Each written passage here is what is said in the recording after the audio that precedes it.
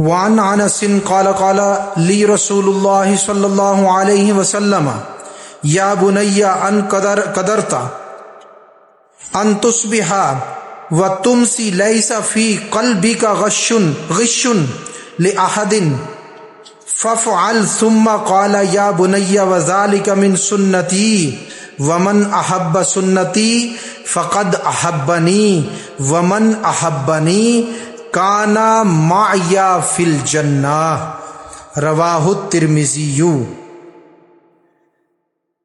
روایت ہے حضرت انس رضی اللہ تعالیٰ عنہ سے، آپ فرماتے ہیں کہ مجھ سے رسول اللہ صلی اللہ علیہ وسلم نے فرمایا، اے میرے بچے،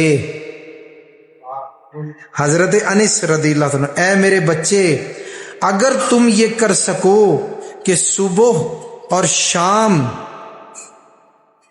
صبح اور شام ایسے گزارو کہ تمہارے دل میں کسی کی طرف سے کھوٹ یعنی کینہ نہ ہو، یعنی بغض نہ ہو، تو پھر ایسا کرو۔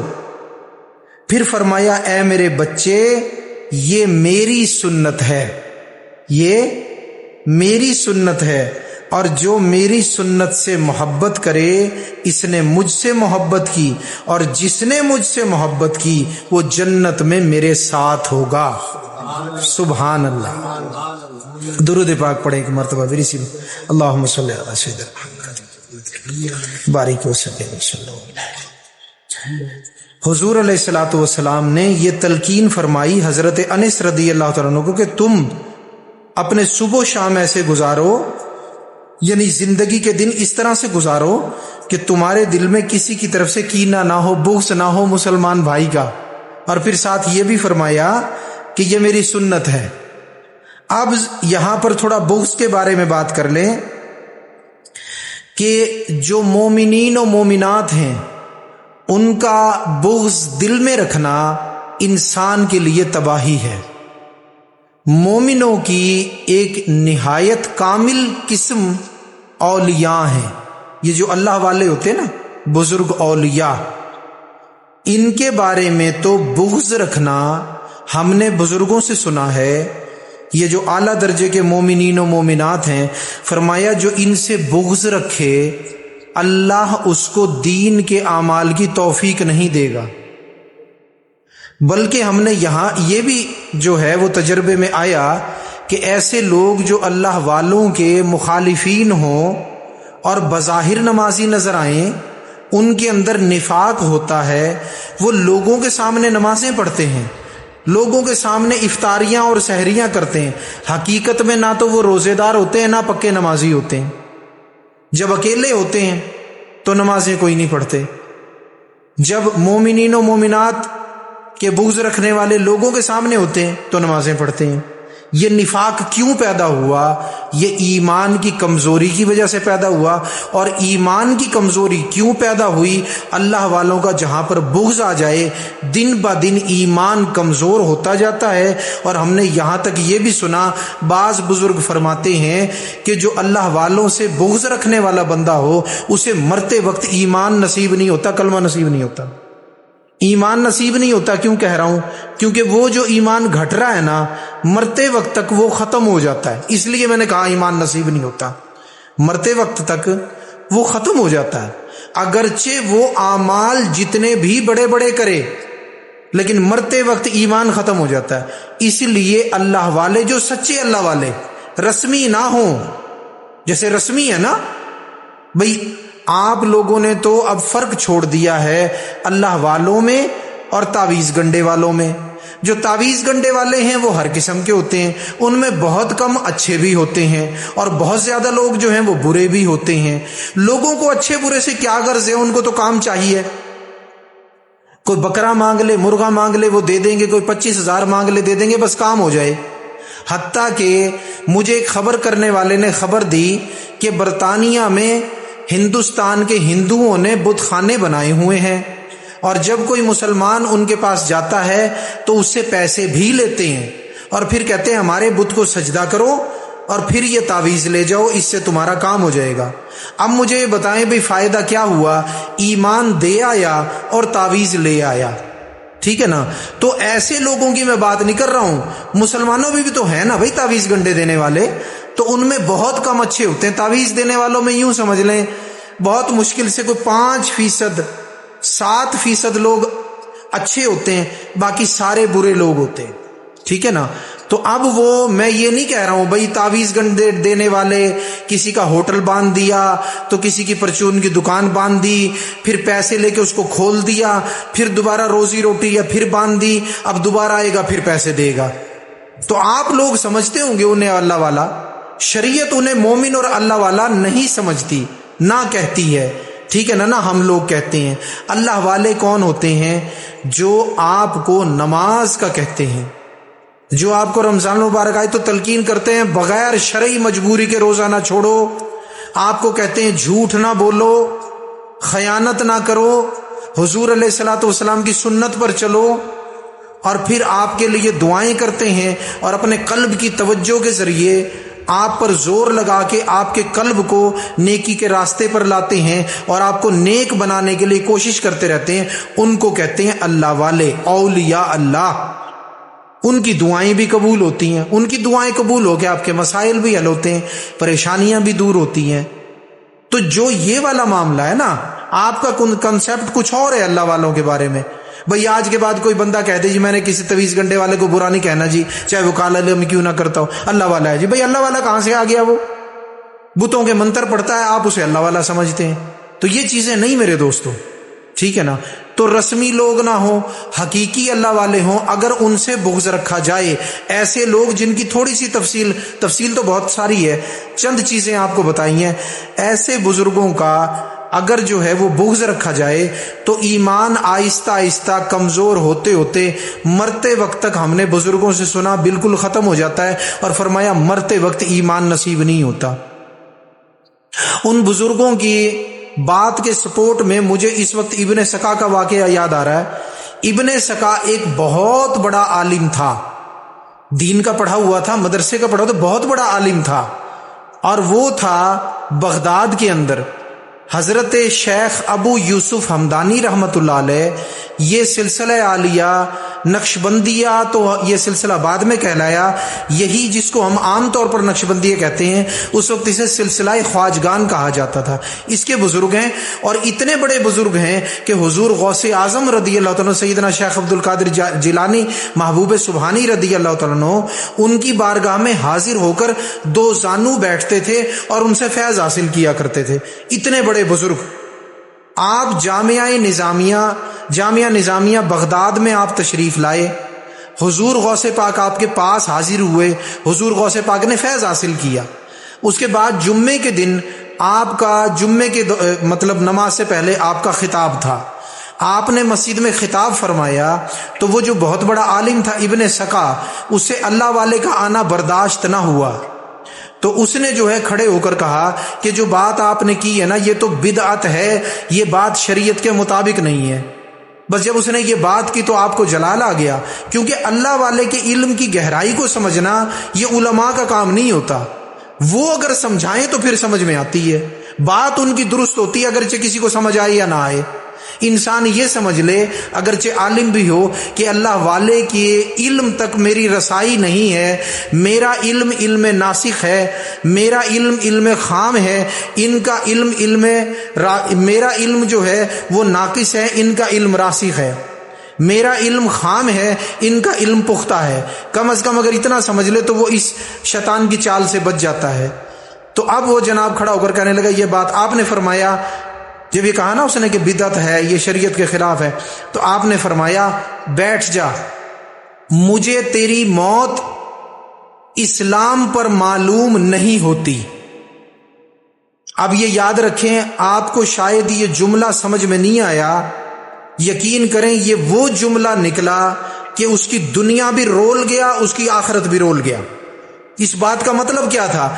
سیدھا اس بات کا مطلب یہ تھا کہ مرتے وقت یا اس کا مطلب یہ تھا بھئی مرتے وقت تیرے میں ایمان نہیں ہوگا, اس سے پہلا تیرا ایمان ختم ہو جائے گا. اب آپ کو سمجھ میں آیا کیسے بات بجلی قیامت بن کے آپ پہ گرتی ہے.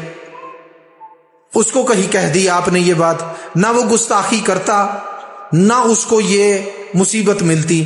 اس نے اپنے لیے یہ مصیبت خود خرید کی، کفر خود خرید کیا. اس نے اللہ والے کا سامنا نہ کرتا. اللہ اکبر. حضور غوث پاک نے فرمایا میں اللہ کی وہ تلوار ہوں کہ جو بڑی دور تک چلتی ہے، مجھ سے ڈرو. میں اللہ کی وہ تلوار ہوں، مجھ سے ڈرو. ٹھیک ہے نا. بزرگوں کی زبان پاک جب چلتی ہے نا تو اس کو اپنے حق میں چلنے تو وہ اپنے خلاف نہ کرو. اگر اپنے خلاف کرو گے تو مصیبت اور آفت تمہارے انتظار میں ہے، اور ہو سکتا ہے ایمان ہی ختم ہو جائے. اللہ اکبر. اب وہ جناب جو تھا چپ کر کے بیٹھ گیا. جمعے کی نماز وغیرہ ہو گئی، آپ جہاں جانا تھا وہاں تشریف لے گئے. یہ چونکہ بادشاہ کا عالم تھا، محل میں رہتا تھا، محل میں اس کو جگہ ملی ہوئی تھی، یہ محل میں چلا گیا. جب یہ محل میں گیا تو وہاں بیزار ہوا. کس چیز سے؟ نعوذ باللہ ایمان سے بھی بیزار ہو گیا، معاذ اللہ ثم معاذ اللہ اسلام سے بھی معاذ اللہ بیزار ہو گیا. اب یہ جناب محل کے اندر گھوم رہا ہے جیسے کسی کو تلاش کیا جا رہا ہو. تو کسی نے پوچھا تو کسے ڈھونڈ رہا ہے؟ کہتا کافر ملک سے، یونان سے. یہ جو موجودہ اٹلی ہے نا، اسی کا سمجھ لیں بھئی ایک حصہ یونان ہے. تو کہنے لگے یونان سے ایک کافروں کا، نصارہ کا ایک سفیر آیا ہے غیر مسلموں کا، میں اسے ڈھونڈ رہا ہوں. کہتے تجھے اس سے کیا کام ہے؟ کہ بس مجھے اس سے کام ہے. انہوں نے کہا فلاں جگہ پہ اس کا کمرہ ہے. وہ گیا، وہیں جناب اس کو گیلری میں ہی وہ مل گیا. اب جناب اس کو کہنے لگا کہ میرا اب دل نہیں کرتا یہاں پہ رہنے کو، میرا دل یہ کرتا ہے کہ میں تیرے ساتھ چلا جاؤں. اس نے کہا ٹھیک ہے تم میرے ساتھ چلو. وہ سفیر جانے لگا، اسے ساتھ لے گیا. وہاں جا کے جو غیر مسلموں کا بادشاہ تھا یونان کا، اس کو کہنے لگا مسلمانوں کا ایک عالم بہت بڑا میرے ہاتھ لگا ہے، اس کو لالچ دو، اس سے کتابیں لکھواؤ. یہ تو اسلام کے خلاف، کیونکہ اندر کا بندہ ہے، مسائل کو جانتا ہے، عقیدوں کو جانتا ہے. یہ کوئی ایسی کتابیں تجھے لکھ کے دے گا، ہو سکتا ہے ہزاروں نہیں لاکھوں ہی لوگ یہ کافر کر دے. اس کی کتاب جو پڑھے گا لاکھوں ہی لوگ کافر ہو جائیں گے. میں تو اتنی بڑی دولت تیرے لیے لے کے آیا ہوں، مجھے انعام بھی دے. بادشاہ کہنے لگا بھی میرے سامنے لے کے، تو ابن سکا کا نام تو اس نے بھی سن رکھا تھا. تو کہنے لگا لے کے آؤ. آیا جناب. بادشاہ نے کہا بھئی تو نے بڑا کام کیا، انعام کا حقدار تو ہے. چلو جی اس کو جو ہے ہم ایک مکان دیتے ہیں اور شاہی سہولیات دیتے ہیں اس کو، اور اس کو جناب ہم رکھتے ہیں. اب جناب اسے شاہی سہولیات مل گئی. لیکن میرے دوستو، میرے رب نے اسے اتنی مہلت نہیں دی کہ دین حق کے خلاف وہ کوئی کتاب لکھ سکتا، کوئی جملے لکھ سکتا کہ جو مسلمانوں کو نعوذ باللہ گمراہ کر دیں، کافر کر دیں. اللہ نے اس کی ڈوری، کیونکہ اللہ والے کی زبان سے نکلا تھا، اللہ نے اس کی ڈوری کھینچ لی. اس کی ڈوری کھینچی ہے میرے دوستو، رات کی رات میں پیپ کے بھرے ہوئے اتنے موٹے موٹے پھوڑے اس کے پورے جسم پہ اور چہرے پہ نکل آئے. اللہ کا عذاب دنیا میں شروع ہو گیا. آپ تو کہتے ہیں قبروں میں جا کے عذاب ہوگا، عذاب کی کوئی قسمیں ایسی ہیں وہ یہاں دنیا میں بھی شروع ہو جاتی ہیں. ٹھیک ہے نا. اتنے موٹے موٹے پھوڑے پورے جسم پہ نکل آئے، اور وہ لکھنے کے قابل بھی نہ رہا، حتیٰ کہ بولنے کے قابل بھی نہ رہا. اللہ نے چھوڑا ہی نہیں کچھ باقی کہ یہ اسلام کی مخالفت کر سکے. بادشاہ نے صبح دیکھا بھی یہ کیفیت ہو گئی. انہیں شاہی طبیبوں کو، حکیموں کو بلایا. اس نے کہا یہ بڑا قیمتی بندہ ہے، اس کو کسی طرح ٹھیک کرو، یہ تو مسلمانوں کے خلاف کام لینا ہے، اسلام کی جڑ پھاڑنی ہے، ہم نے اس کے ذریعے سے کچھ کرو. اب وہ کیا کریں؟ جب اللہ کا عذاب آئے تو حکیموں سے ٹلتا ہے. مرض بڑھتا گیا، جو دوا کی میرے دوستو، وہ مرض جو ہے پھوڑے پہ پھوڑا چڑھتے چڑھتے چڑھتے، پیپ بڑھتے بڑھتے اتنی شدید بدبو آتی تھی، کوئی بندہ اس کے نزدیک نہیں جاتا تھا. بادشاہ جو تھا اس نے اپنے ذہن میں جب وہ سارے حکیم نمٹ گئے، اس نے کہا بھئی بات یہ ہے، اب اتنا جو بیکار ہو چکا ہے، میرے کام کا تو یہ ہے نہیں، میں اس کی قدر کیوں کروں، میں کیوں محل میں کمرہ دوں، سڑائند مچی ہوئی ہے. اس نے کہا بھئی بات یہ اب میرے کسی کام کا نہیں ہے، اسے یہاں سے 4 بندے پکڑو اور اسے اٹھا کے نا دور کسی کوڑی پہ پھینکاؤ. اللہ اکبر. دیکھو کہاں علم کی مسند پہ بیٹھا تھا، کہاں صورتحال یہ تھی. لیکن جب اللہ والوں کی زبان سے تیر لگتا ہے نا، نہ عمل بچتے ہیں، نہ عزت بچتی ہے، نہ دولت بچتی ہے، نہ احترام بچتا ہے، نہ ایمان بچتا ہے. وہ اٹھا کے اسے کوڑی پہ پھینک آئے. اللہ اکبر. لوگوں سے روٹی مانگتا تھا، لوگ اسے مانگتے ہوئے بھی روٹی نہیں دے. وہ قریب کون جائے، اتنی شدید بدبو ہے. کون جا کے اس بدبو کو جھیلے؟ پھر شام تک جناب کھانا بھی نہ کھایا جائے تو لوگ اس کو روٹی کا ٹکڑا بھی نہیں دیتے تھے، فاقے سے وہیں پڑا ہوا تھا کئی دن کے، لوگ نہ کوئی پانی دیتا تھا نہ کوئی روٹی دیتا تھا۔ ایک شخص جو ہے جو اس کو جانتا تھا وہ آیا عراق سے، اور جناب جو ہے اس نے دیکھا یہ تو ابن سکا ہے، پھوڑے نکلنے کے باوجود اس نے پہچان لیا۔ اس نے کہا تو ابن سکا ہے؟ اس نے کہا میں ابن سکا ہوں۔ کہتا تجھے کیا ہوا؟ کہنے لگا میرا سب کچھ برباد ہو گیا، میں حافظ قرآن تھا، وہ حفظ قرآن بھی اللہ نے میرے دل میں قرآن چھوڑا ہی نہیں، اٹھا لیا واپس، اللہ اکبر، سب کچھ میرا ختم ہو گیا۔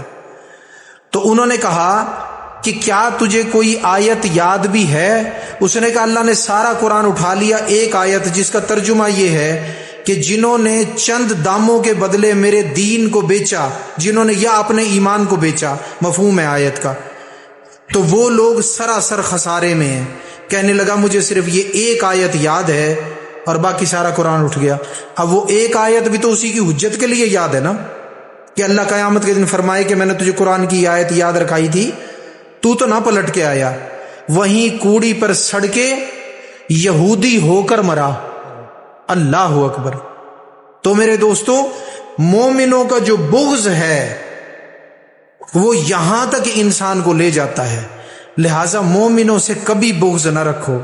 مسلمانوں میں اب یہ بغض کی تفصیل بتا رہا ہوں، دوسری یہ ایک رخ بتا دیا، دوسرا رخ بھی سن لو۔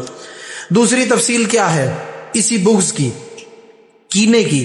وہ تفصیل یہ ہے کہ ایسے لوگ جو لوگوں کی زمینوں پہ پلاٹوں پہ قبضے کرتے ہوں، ایسے لوگ جو ڈاکے مارتے ہوں، چوریاں کرتے ہوں، مسلمانوں کو قتل کرتے ہوں، اگر ان کی نفرت آپ کے دل میں ہے تو یہ پکڑ کا باعث نہیں ہے، یہ ایمان جانے کا باعث نہیں ہے۔ ظاہری بات ہے قابل نفرت عمل کرتا ہے، مسلمانوں کے لیے وبال جان ہے، ایک مصیبت ہے، آپ اس سے نفرت نہیں کریں گے تو کیا محبت کریں گے اس سے؟ آپ اپنے دل میں اس کے خلاف بغض نہیں رکھیں گے تو کیا محبت کریں گے آپ اس سے؟ کس طرح دل صاف کریں گے ایسے بندے کے خلاف جو آپ کے سامنے لوگوں کو جناب مار دیتا ہے؟ یا آپ اخبار میں دیکھتے ہیں بھی لاش جو ہے نا یہاں پڑی ہے اور اس ڈاکو نے جناب جو ہے نا جس کو قتل کر دیا، کیا آپ ڈاکوؤں سے محبت رکھیں گے؟ یہ جو حدیث پاک کا جز ہے نا کہ بھئی جو ہے تم کینے سے تمہارا صبح و شام پاک ہونے چاہیے، تمہارا دل پاک ہو، اس کا مطلب یہ ہے کہ مومن مردوں اور مومن عورتوں کا، یعنی اللہ والوں کا، اور عام جو نمازی نیک تہجد گزار اچھے جو لوگ ہیں ان کا کینہ اور بغض نہ ہو، ٹھیک ہے نا؟ بعض لوگ اپنی خصلت سے مجبور ہوتے ہیں، بیچارہ نماز پڑھنے کوئی بندہ اللہ کا نیک جا رہا ہے، داڑھی بھی رکھی ہوئی ہے، سر بھی ڈھکا ہوا ہے ٹوپی سے امامے سے، نماز پڑھنے جا رہا ہے، پیچھے کھڑے ہو کے وڈا نمازی ہے، اور بھائی تمہیں خود تو توفیق نہیں ہے، وہ کم از کم اس کے خلاف غیبت تو نہ کرو یار۔ اب لوگوں کی پکڑ ہو جائے گی قیامت کا دن اس جملے کے اوپر، وڈا نمازی ہے، بھئی اس کا جرم کیا ہے؟ حلال کما کے وہ کھا رہا ہے، ٹھیک ہے نا، نماز پابندی سے پڑھ رہا ہے، والدین کا احترام کر رہا ہے، لوگوں سے اخلاق سے بات کر رہا ہے، کیا جرم کر دیا اس نے؟ اس کا جرم یہی ہے کہ وہ بدماش نہیں ہے، کیونکہ لوگ بدماشوں کی تو غیبت نہیں نہ کرتے، نیکوں کی ہی کرتے ہیں۔ تو یہ اس کا مقصد نہیں ہے کہ آپ جو ہے نا جناب جی اب چونکہ کینے کا حکم آ گیا ہے تو آپ کا دل جی قاتلوں کی طرف سے بھی صاف ہونا چاہیے، چوروں کی طرف سے بھی صاف ہو، تو ڈاکوؤں کی طرف سے بھی صاف ہو، کیونکہ حدیث پاک پڑھا رہا ہوں تو دونوں رخ سمجھاؤں گا نا آپ کو۔ مومن عورتیں، مومن مرد، نماز پڑھنے والے، اللہ سے ڈرنے والے، روزہ رکھنے والے، حلال کمانے اور کھانے والے، جھوٹ نہ بولنے والے، با اخلاق، جن کے اندر یہ خصوصیات ہیں، خبردار ان کا بغض کبھی نہ رکھنا۔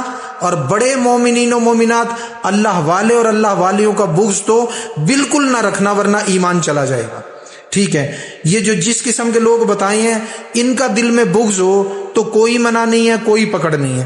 اسی طرح کافروں کے خلاف جو بغض ہے کہ بھئی وہ اللہ رسول کے نافرمان ہیں، اس میں کوئی حرج نہیں ہے، بلکہ وہ اس حدیث کے تابع فرمایا الحب للہ والبغض للہ، یعنی اللہ ہی کے لیے محبت رکھو، اللہ ہی کے لیے بغض رکھو۔ تو میں نے آپ کو کھول کے بتا دیا بغض کے بارے میں۔ تو حضور علیہ الصلوۃ والسلام نے جو بغض کا فرمایا یہ ہے مومنوں اور مومنات کے بارے میں، فرمایا بھئی ان کے لیے بغض نہ ہو، اور ایسا ہو کہ صبح و شام ایسے گزارو کہ تمہارے دل میں کینہ اور کھوٹ نہ ہو. اور پھر فرمایا اے میرے بچے یہ میری سنت ہے.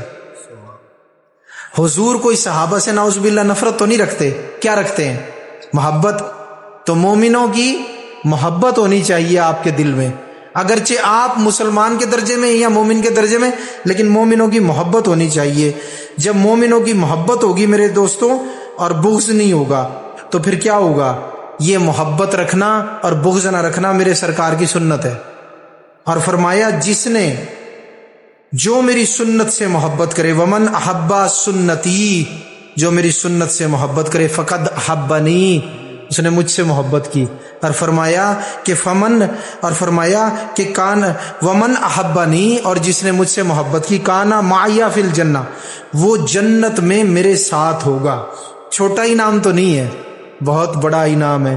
پتہ لگا اللہ والوں سے مومنوں سے بغض نہ رکھنا, ان سے محبت رکھنا جنت میں حضور کی معیت عطا کرے گا یہ عمل.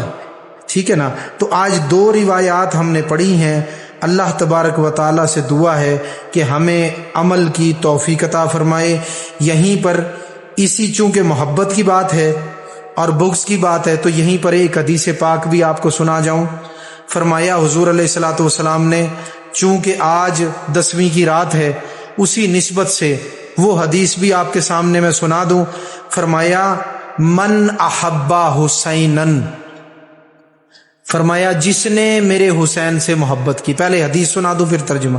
فرمایا من احبا حسینن فقد احبنی, فمن احبنی فقد احب اللہ, فمن احب اللہ ادخلہ اللہ الجنہ. پھر فرمایا یہ ایک حصہ. دوسرا حصہ ومن ابغض حسینن فمن ابغضنی فقد ابغضنی, فمن ابغضنی فقد ابغض اللہ, ومن ابغض اللہ فادخلہ اللہ النار. کیا فرمایا حضور نے؟ من احبا حسینن. بات ہو رہی نا بغض کی اور محبت کی. اسی حدیث کے ساتھ میں اسی درس میں یہ سنا رہا ہوں آج کی نسبت سے. کیا؟ من احبا حسینن, جس نے میرے حسین سے محبت کی, جس نے میرے, دیکھو اللہ والوں سے محبت رکھنے کی اتنی فضیلت ہے, ان کا بغض نہیں رکھنا. تو امام حسین, اللہ والے تو ان بزرگوں کی قدموں کی خاک ہے نا بھائی. ومن, فرمایا کہ من احبا حسین, جس نے حسین سے محبت کی. تو فرمایا فقد احبنی, بے شک اس نے مجھ مصطفیٰ سے محبت کی. اور پھر فرمایا فمن احبنی, اور جس نے مجھ سے محبت کی, فقد احب اللہ, بے شک اس نے اللہ سے محبت کی, اس نے اللہ سے محبت کی. اور پھر فرمایا کہ اللہ کیا کرے گا؟ فمن احب اللہ, جو اللہ سے محبت کرتا ہے, فرمایا ادخلہ اللہ الجنہ, اللہ اسے اپنی جنت میں داخل کرے گا, اللہ اسے اپنی جنت میں داخل کرے گا. پھر فرمایا من ابغض ومن ابغض حسینن, فرمایا جس نے میرے حسین سے بغض رکھا, جس نے میرے حسین سے بغض رکھا. یہاں آپ کے دل میں سوال پیدا ہوگا کہ یار کوئی ایسے لوگ بھی ہوں گے جو امام حسین سے بغض رکھیں, یار ہمیں تو نظر نہیں آئے. تو بھائی فیس بک پہ جا کے دیکھ لو, ایسے بدبخت بھی بیٹھے ہیں جو یزید کی سائیڈ لے رہے ہیں محرم میں, اور امام حسین کی کوئی بات نہیں کرتے, بلکہ نعوذ باللہ وہ بول نہیں پا رہے کیونکہ لوگ پتہ نہیں کیا کریں گے ان کے ساتھ. اور کئی بدبخت اتنی بھی جرت کر جاتے ہیں جو امام حسین کے بارے میں بھی الٹی سیدھی باتیں کر جاتے ہیں. تو یہ کون لوگ ہیں؟ یہ وہی تو ہیں جن کے دل میں بغض ہے. اور کیا بغض والے کے سینگ ہوتے ہیں بھائی؟ کوئی بغض دل میں رکھتا ہو آج تک کسی کے سینگ نکلے ہیں؟ یہ پتہ تو باتوں سے ہی لگتا ہے نا, تو باتوں سے پتہ لگ نہیں رہا. امام حسین سے نفرت کے کلمات, یزید سے محبت کے کلمات, یزید کو کسی نہ کسی طرح اس جرم سے چھڑوانا چاہ رہے ہیں کہ جی وہ تو موقع پہ موجود نہیں تھا, اس کا تو کوئی قصور نہیں تھا, اس نے تو کچھ کہا نہیں. نعوذ باللہ من ذالک. اور ذرا سینے کی طرف جھانک, تیرے اندر ایمان بھی ہے یا نہیں؟ کلمہ نبی کا، بغض نواسے سے۔ ایمان کہاں ہے؟ ایمان ہوتا تو یہ گفتگو ہوتی، ایمان ہوتا تو یہ بات ہوتی حسین حسین ہے، یہ بات ہوتی حسین میرا ہے، حسین حسین ہے، حسین میرا ہے، حسین جیسی عظمت تو کسی کے پاس نہیں، یہ باتیں ہوتی۔ یہ بات ہوتی کہ کہاں حسین کہاں یزید، ہیں جی، یہ بات ہوتی کہ بات صرف اتنی ہے کہ حسین تھا، حسین یزید تھا، حسین ہے۔ پھر تو یہ باتیں ہوتی نا میرے دوستو کہ یزید تھا، حسین ہے، حسین حسین ہے۔ پھر تو امام حسین کے نام کے کلمے جپے جاتے، پھر تو کبھی حسین لکھتا تو حسین پڑھتا، کبھی حسین لکھتا تو حسین پڑھتا، اگر ایمان ہوتا تو۔ ایمان جل جل کے کوئلہ ہو چکا ہے، تبھی تو یہ باتیں نکل رہی ہیں کہ یزید کو جو ہے وہ قصورواری سے نکال کے بے قصور بنایا جا رہا ہے۔ بھائی بات صرف اتنی ہے، ہاتھ اٹھا کے پھر دعا کر لے۔ ہم یہ دعا کرتے ہیں اللہ جہاں حسین کو لے جائے ہمیں بھی لے جا، ہمارے اعمال کو نہ دیکھنا، جہاں امام کو لے جائے مقتدیوں کو بھی وہیں لے جا۔ تیرے میں ہمت ہے تو دعا کر، ہاتھ اٹھا کے اللہ جہاں یزید کو لے جائے ان باتیں کرنے والوں کو لے جا، ٹھیک ہے نا؟ ہمت ہے تو دعا کر، پھر ہچکچاتا کیوں ہے؟ ہم تو سینہ جناب چوڑا کر کے دعا کرتے ہیں، تو بھی کر۔ اللہ اکبر، ہیں جی، پھر آئیں بائیں شائیں۔ تو بھائی بات یہ ہے، پھر یہ باتیں نہ ہوتی۔ آج اگر تم یہ سوچتے ہو بھائی بغض رکھنے والے نہیں ہیں، ہر دور میں رہے ہیں میرے دوستو، یزیدی حسینی ہر دور میں ہوتے ہیں، یزیدی بھی ہر دور میں ہوتے ہیں۔ تو فرمایا ومن ابغض حسینا، جس نے میرے حسین سے بغض رکھا، من ابغض حسینا فقد احبنی، فرمایا بے شک مجھ محمد سے اس نے بغض رکھا صلی اللہ علیہ وسلم۔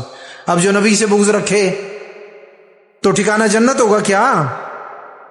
فرمایا کہ فقد احبنی، فقد ابغضنی، کہ بے شک اس نے مجھ سے بغض رکھا، اور فرمایا کہ فمن ابغضنی، جس نے مجھ سے بغض رکھا، فقد ابغض اللہ، بے شک اس نے اللہ سے بغض رکھا، اور پھر فرمایا فمن ابغض اللہ، جس نے اللہ سے بغض رکھا، فرمایا ادخلہ اللہ النار، اللہ اسے جہنم کی آگ میں داخل کرے گا، اللہ اسے جہنم کی آگ میں داخل کرے گا۔